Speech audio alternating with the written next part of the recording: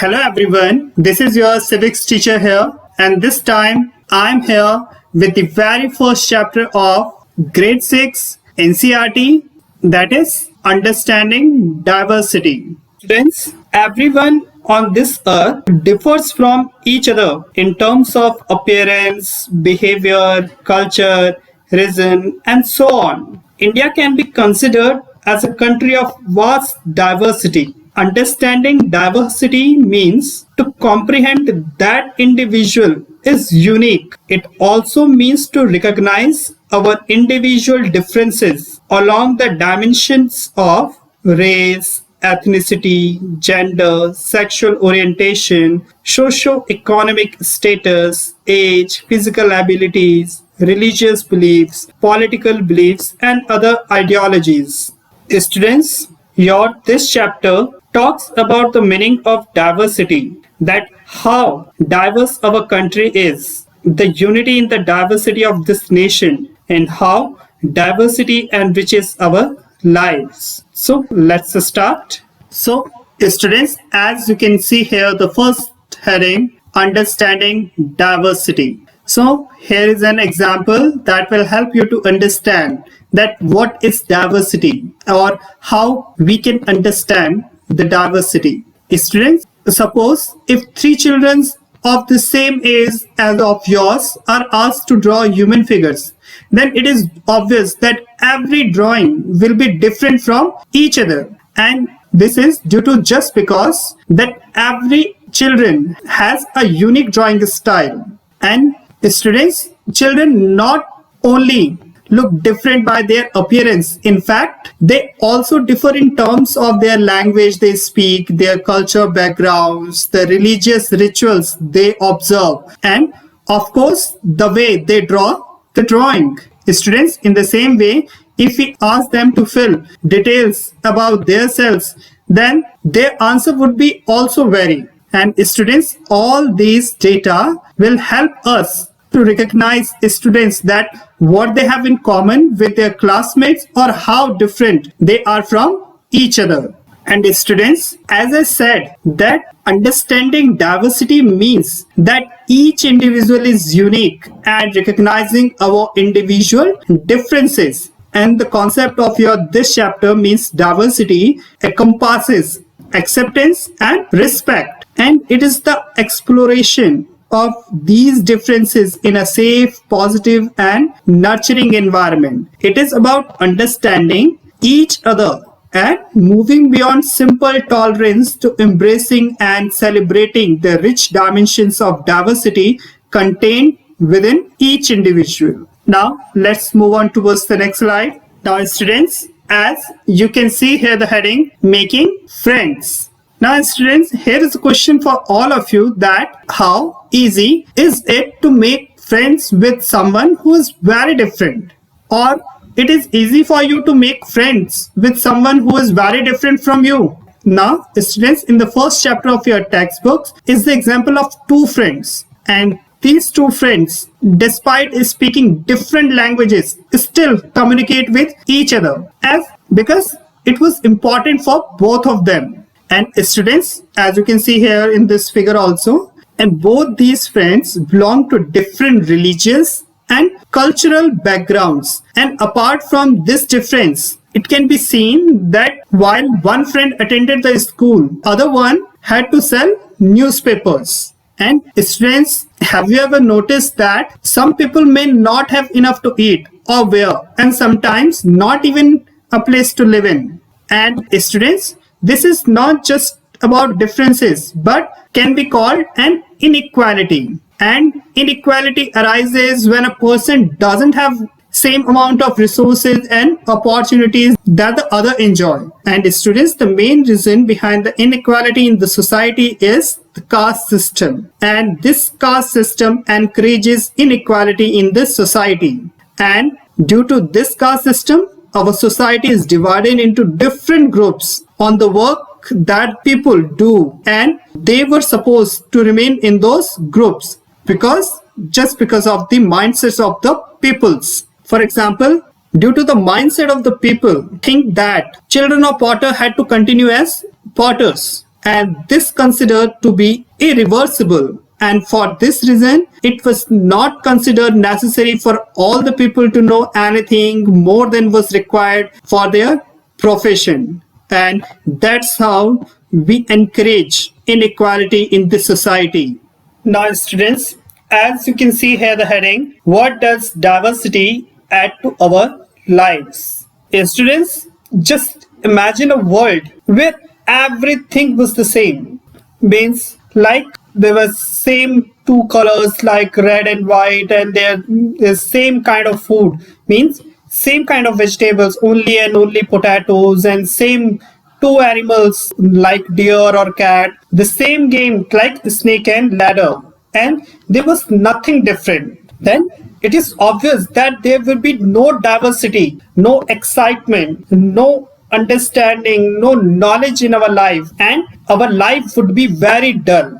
Students, in fact, even the story writers will not have anything to write about if there were no diversity. And students, because most of the writers depend on the ideas drawn from their experiences and real life encounters to make the stories more interesting and fun. So students, diversity provides knowledge, excitement and understanding to our lives. Now imagine once again, if you have to stay in your hometown for your entire life, you will do the same things again and again. You will do the same things in the same ways and think the same thoughts, talk to the same people and learn nothing new. But students, if you travel around the world, you will have a different perspective. You will meet new people, come into contact with new ideas, new ways of doing things, new opportunities, and you will be stronger, wiser, more empathetic, more capable, and more open-minded for the new experiences.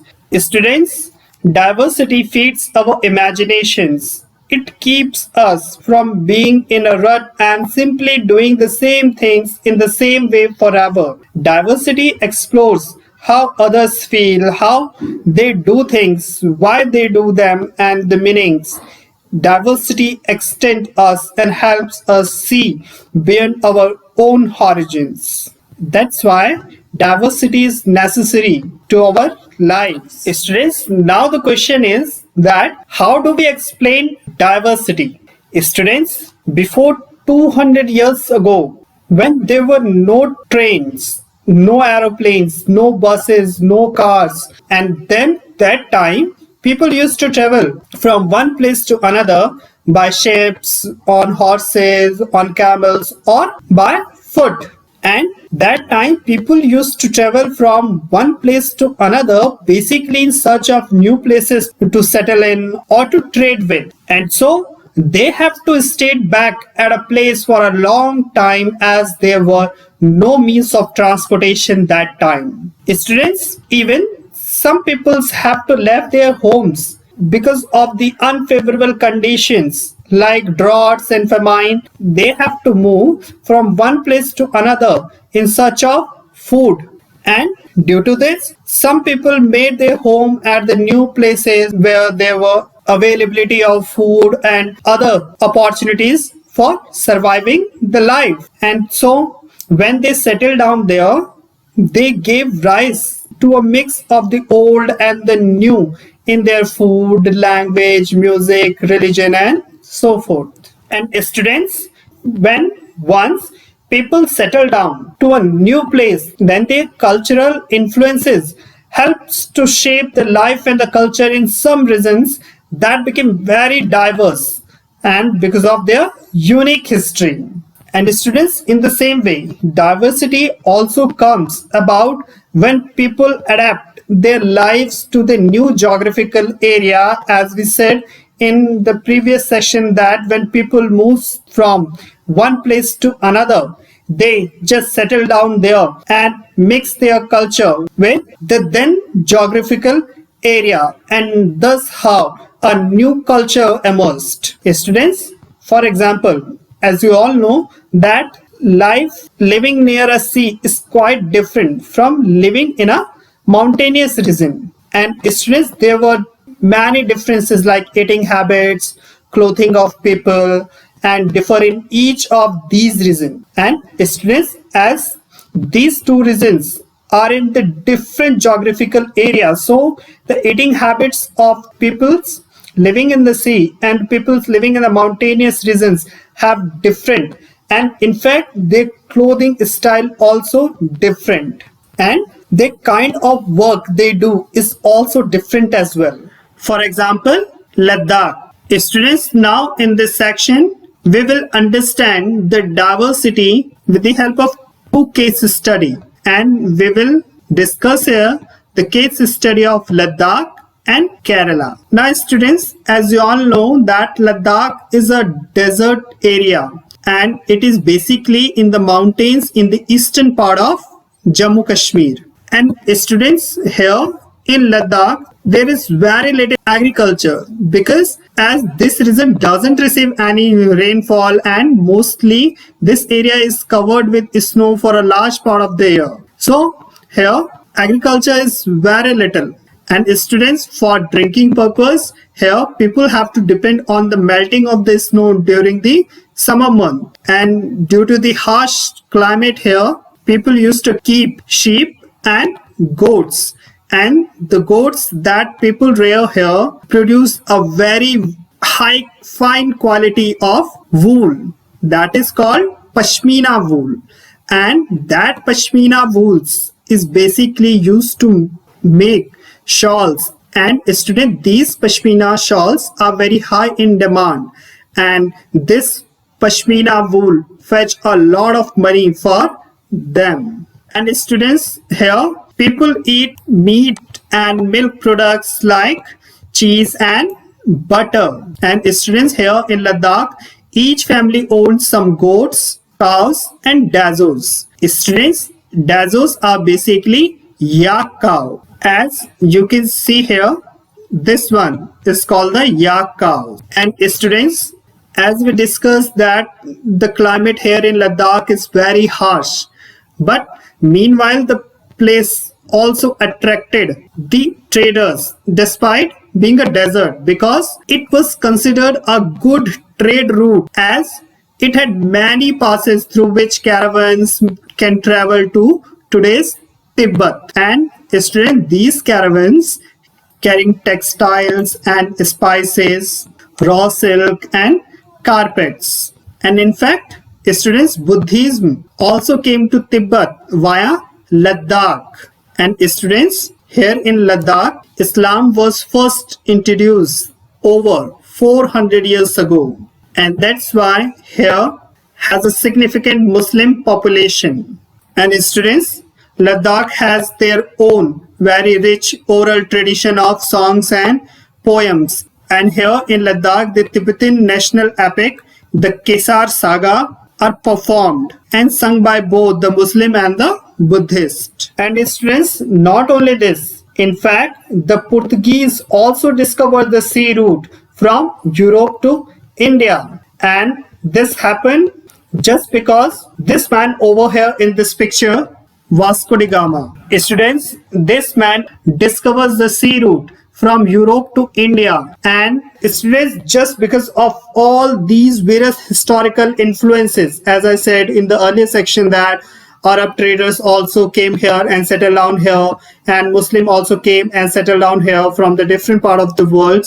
That's why Kerala practicing different religion such as Judaism, Islam, Christianity, Hinduism and Buddhism. And here, students, as I said, that it is a state that is basically along the side of sea. So here the fishing nets are called chenawala. And students, these chenawala is exactly like the Chinese fishing nets. And students, even the utensil here in Kerala used for frying is called a china chatti. Students, this is this utensil over here. It is called china chatti. And students, there is a belief in Kerala that this word china that is basically used in china chatti could have come from China. And students, here in Kerala, the land is very fertile and climate are also suitable for growing crops. So Majority of people here eat rice, fish and vegetable as these are available in abundance. Now students, as we learn and discuss the two cases study, that is of Kerala and Ladakh, and we learn that these two places are quite different in terms of their geographical features and have a history with similar cultural influences. Students, and both regions were influenced by the Chinese and the Arab traders.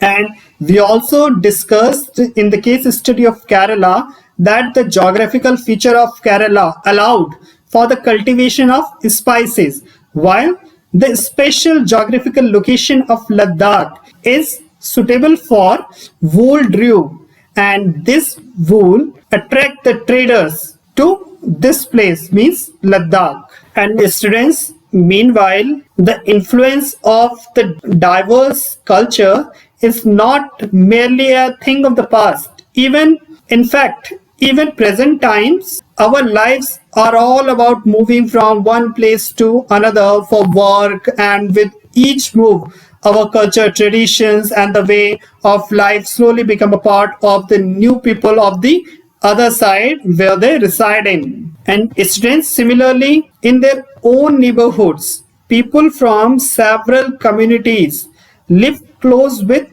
each other, and daily lives are about the ways in which we can do things together and hear stories about each other's lives, customs, and traditions. Unity in diversity. Students, as you all know, that India is a very big country, and here India is divided into 28 states and 9 union territories. And students, if you remember that during the revolt of 1857, women and men from different cultural, religious and regional backgrounds came together to fight against the British rule in India. And during the India's freedom movement, thousands of people from the different backgrounds came together and joined hands in order to make India independent. And all those people worked together to decide joint actions, went to jail together, and found different ways to oppose the British. And students, due to this unity, British thought to divide the Indians because they were so different, and then continued to rule them. Now students, as you can see here, here is an image of a book, The Discovery of India. Students, this book, The Discovery of India, written by the first Prime Minister of India, that is Pandit Jawaharlal Nehru. And students, the phrase unity in diversity is taken from this book, means The Discovery of India. And in this book, Pandit Nehru says, Indian unity is not imposed from the outside, but rather it was something deeper and within its fold, and widest tolerance of belief and custom was practiced, and every variety acknowledged and even encouraged. Through this, Pandit Nehru wants to explain that in spite of cultural, geographical and religious differences, India stood tall as a united country. And he also narrates incidents from the ancient history, the Mughal rule and the British Raj, to prove that unity is in our blood.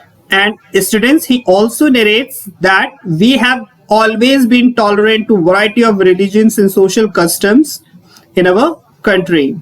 And through this, he wanted to make people of India to understand that we should accept opinions of all citizens, and we should not create any form of differences between us based on culture, religion, language or tradition. And students, as I said, the phrase unity in diversity was coined by Pandit Jawaharlal Nehru. Now students, as I said, that this phrase means unity in diversity was given by Pandit Jawaharlal Nehru after becoming the first Prime Minister of India. And this phrase is best suitable to describe India. But students, as time passes, many incidences or events do not fit India's picture as unity in diversity of India. But yes, it is the fact that diversity of human beings as we are the same or equal all time. Now students, with this topic, your chapter number 1 is finished here. Now I will be come back soon with another chapter. Till then, stay home, stay safe.